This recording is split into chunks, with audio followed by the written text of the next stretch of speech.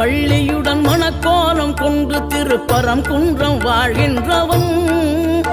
நீ தேவர்களை காத்திடவே வீரமுடன் வேலெடுத்து செந்தூரில் ஆழ்கின்றவன்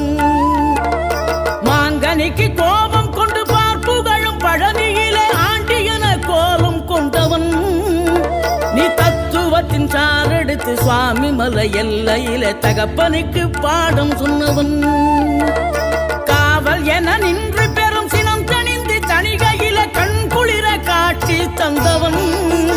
நீ பாங்குடனே கருள் தரவே பழம் முதிரும் சோலையில பரஞ்சோதியாய் நின்றவன் பரஞ்சோதியாய் நின்ற